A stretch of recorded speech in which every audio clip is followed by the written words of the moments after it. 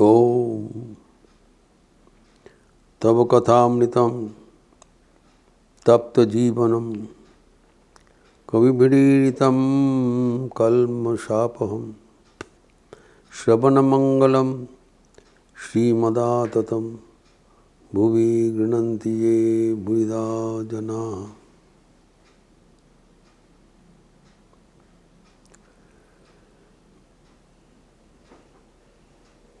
समाधि षट संपत्ति में पंचम साधन समाधान का बात चल रहा था।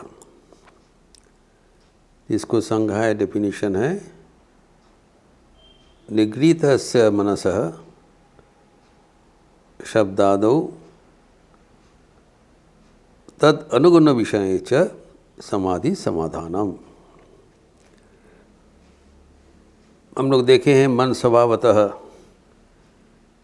इंद्रिय के साथ इंद्रिय के विषय पर संयुक्त हो जाते हैं, अपना लक्ष्य भ्रष्ट हो जाते हैं।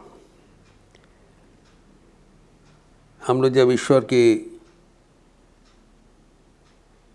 प्रति हमारा मन एकाग्र करने चाहते हैं, लेकिन मन वहाँ से दूसरा जगह में चले जाते हैं। इसका क्या समाधान हम लोग भगवद गीता का श्लोक उद्धृत करके देखे हैं। 6 अध्याय 26वां श्लोक भगवान कहते हैं इसका टेक्निक उपाय जतो जतो निश्चरति मनश्चंचलम स्थिरम तत तत नियमेतत् आत्मनिव वशुम नयेत। जैसे जैसे मन, तो you have to make a constant vigil on the mind.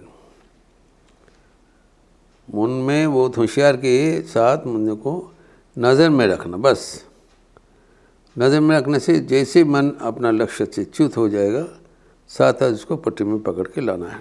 ये भी हम लोग देखे कि मन के साथ छेड़छाड़ नहीं करना चाहिए, ज़बरदस्ती नहीं करना चाहिए, समझा बुझा के भाई काउंसलिंग मन को ठीक उस जगह से आत्मकेंद्रित करना चाहिए। ये इतना तक हम देखें। लेकिन जो मन को समझा बुझा के अपने नियंत्रण में लाना, ये बहुत ही कठिन कर्म है, आसान चीज़ नहीं है। It is easier said than done. ये थ्योरेटिकल है, जिससे मन चले जाएंगे उसका हम वापस लाएंगे। तो इसका उपाय क्या है, ये भी भगवद गीता में कहा कि मन का जो स्वभाव है वह है सुख प्राप्ति। ये मन का स्वभाव है। जहाँ पर सुख है मन स्वाभाविक रूप से वहाँ पर चले जाते हैं। तो विषय के साथ इंद्रियां का सब संयुक्त होता है। प्रत्येक संयोग के साथ एक अपार आनंद का भी बंदोबस्त है। चक्षु जब रूप देखेगा अच्छा लगता है, वैसी सब इंद्रियां वैसी है। वो सुख पाने के लिए हम लोग लालायित है, इसीलिए मन वहाँ पर जाके रम जाते हैं कि मन सुख चाहते हैं। तो ये इसलिए बताया जब वो वहाँ से हट जाएगा उसको लाना पड़ेगा। कैसे लाएंगे? एक तो ज़बरदस्ती करके खींचातानी करके लाना, वो इट बी काउंटर प्रोडक्टिव। कारण मन को विषय से समेट कर लाना ही लक्ष्य नहीं है। मन को वहाँ से समेट कर लाकर ईश्वर में लगाना है। निगृहीतस्य मनस्य शब्दादौ तत् अनुगुण विषय च समाधि। इसमें लगाना पड़ेगा बहुत वेज, लेकिन वो वास्तविक संभव नहीं होता है। इसीलिए ये एक जो उपाय बताया, उपाय क्या है? मन जैसे बच्चा बालक जैसा है, उनको समझाने से होगा। तो मन को समझाने का क्या उपाय है कि जो सुख पाने के लिए मन विषय के प्रति धावमान है, उससे भी अधिक सुख का संधान मन को बताना, ये है समाधान। तो यहाँ पर क्या बताया कि जैसे जैसे मन उधर से आ जाएगा, इसे अब रख रहे हैं, उसका उपाय है कि जुंजन नैवम सदात्मानम योगी विगत कल्मषः उपैति शांत रजसम। जो जब योगी जब क्या उसके अधिक सुख कहाँ से मिलेगा, इसका संधान देते हुए भगवद गीता के 6 अध्याय का 28 श्लोक में बता रहे हैं, जुंजन नैवम सदात्मानम योगी विगत कल्मष। जब उसका मन कल्मषहीन हो जाता है, निष्पाप हो जाते हैं, स्वच्छ हो जाते हैं, निर्मल हो जाते हैं, तब क्या होगा, सुखेन ब्रह्म संस्पर्शम अत्यंतम सुखम अश्नुति। जो सुख चाहते थे ना विषय में, विषय सुख से भी अनेक अधिक सुख हमारे लिए स्टोर्ड है, तो अपेक्षमान है। हम अगर चाहे तो उसको पा सकते हैं। हम लोग इसको गुण का प्रभाव से अपने आत्मविष्टित हो गए। जो इंद्रियों के विषय के साथ इंद्रियों का जो सुख है, ये रजो सुख है। रजोगुण के ये सुख उत्पन्न हुआ है, इसका लिमिटेशन क्या है कि ये स्थायी नहीं है। एवं पहले ये बहुत अच्छा लगता है, बाद में ये विषैला हो जाता है। का सात्विक सुख है। तो जब ये जो सात्विक सुख है, उसको पाने के लिए हमें क्या है, वो कैसे सुख मिलेगा, ब्रह्म संस्पर्शम अत्यंत सुखम मन्यते। माने ईश्वर के परमात्मा के साथ जब युक्ति हो जाता है, तब जो सुख मिलता है वो अतीब सुख है। जो सुख हमें विषय से मिलता है वो उसके लिए ना के बराबर है। व्हेन वी कंपेयर, तो इसी जैसे बच्चा को हम भुलाने के लिए क्या करते हैं, उसको एक मिठाई पकड़ा देते हैं, एक खिलौना पकड़ा देते हैं जो उसको पसंद है, जो कि और भी चमकीला है।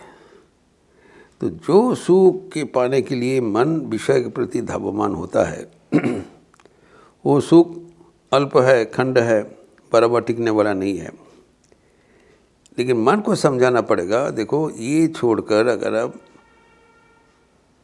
आत्मकेंद्रिक विषय में रम जाते हैं, तब ब्रह्म के साथ, ईश्वर के साथ युक्त होने से कैसे आनंद होता है, अपार आनंद होता है। इसका कोई तुलना नहीं है। तो एक तुलनाहीन आनंद पाने के लिए ये छोटा मोटा आनंद वर्जनीय है। क्योंकि यहाँ पर जो डेफिनेशन है, विषयेंद्रिय संयोगात यत्तत् अग्रे मृतोपमम परिणामे विषमिव ससुखम राजसंस्मृतम। तो विषय के साथ इंद्रियों का संयोग जनित सुख है, जो पहले तो बहुत अच्छा लगता है, लेकिन परिणामे विषमिव अवश्यंभावी, ये सुख अवश्यंभावी दुख में रूपांतरित होगा। इसीलिए हमें बचने का उपाय है कि जुंजन्यवम सदात्मानम, सदैव हमें होशियार रहना चाहिए। क्योंकि हमें निष्पाप होना चाहिए। निष्पाप होना मनुष्य है। निष्पाप होने से क्या हो, चित्त शुद्धि होने से अपने आप भगवान का प्राप्त हो जाएगा। तो ईश्वर को प्राप्त करना हमारे लिए इसीलिए ज़रूरी है क्योंकि वो प्राप्त करने से हमारे सारे समस्या का जड़ से मिट जाता है। इसलिए बताया कि जब ये होगा तब अपने को समेटकर तुम समाधान में लगा दो। इस सिलसिले में हम देखते हैं कि साधक राम प्रसाद सेन का एक समाज संगीत है। वहाँ पर कहते हैं राम प्रसाद सेन, आई मोन बेड़ाते जाबी काली कल्प कूले रे मन चारी फल कुड़ाए पाबी। Is inviting the mind to get a stroll or wandering, walking करने के लिए चलो, समझा के ले जाना है। ये बताते क्या मिलेगा, तो उनको चारी फल कूड़ा, तो चतुर्वर्ग फल जो कहते हैं, धर्म अर्थ काम मोक्ष। हमारे परंपरा में जितने भी हमारा प्राप्ति होता है, इच्छा होता है, पाने की इच्छा होता है सुख के लिए, ये चार उपकरण सर्वश्रेष्ठ। क्या है? धर्म अर्थ काम मोक्ष। It includes everything. धर्म जो हमें धारण करते हैं, अर्थ और जो धन है वो भी हम सब समझ पाने चाहते हैं, काम और लास्ट पैशन, इंद्रियों का सुख चरितार्थ करने का अदम इच्छा, एवं आखिर में मोक्ष मुक्ति, शरीर मन बुद्धि का मुक्ति। Nobody wants to be a slave. So ये जो मुक्ति का जो आस्वाद है, ये पाने के लिए हमें संयत जीवन यापन करना पड़ता है।